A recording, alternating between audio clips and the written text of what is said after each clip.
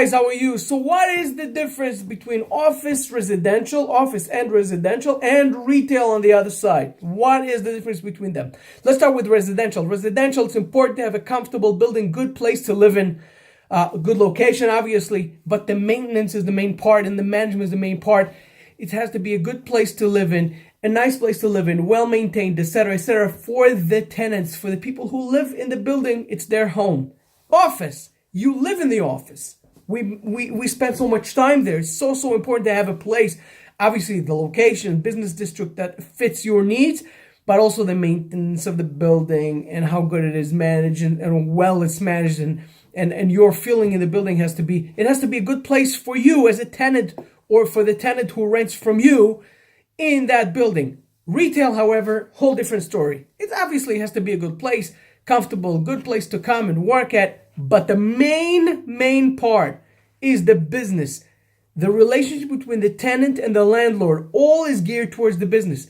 Where else do you have to actually count cars and in the parking lot and count the activity of the road right next to the area in order to see what type of place, the market research that goes around it, to see how many stores are in the radius of X amount of miles or whatever it is, depends what store, convenience store, if it's a clothing store. All these things has to be taken into consideration by the tenant who is going to rent from the landlord, and by the landlord, in order for them to know who to attract and how to help the tenants get business, because that's his business. If he doesn't have tenants, he doesn't have business.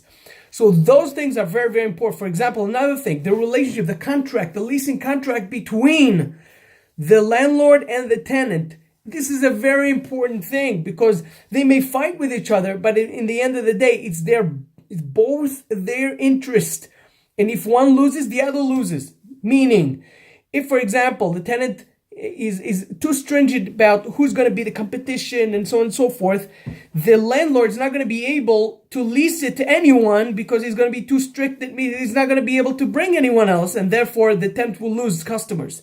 Or if the landlord will not let any exclusivity of any sort or any type of uniqueness for the business, and not bring another business that will compete with the tenant. If we just bring anyone he wants, meaning he can bring any business he wants, which could be a competition to the tenant, that could hurt the whole complex. Because if both or one of them goes bankrupt, then it hurts the landlord. Those things are very, very important. So the caring, the contracting, the relationship, everything into that retail has to go into how do we bring business to the complex. So this aspect is only in retail. This is very, very different between the relationship of landlord and tenant in office or even residential, definitely the residential, but retail is a whole different story. So we have to think about what is important for this shopping center, for business, tenant and landlord. Always, when it comes to that type of stuff, they have to work together in order to make it happen. Take care, you guys.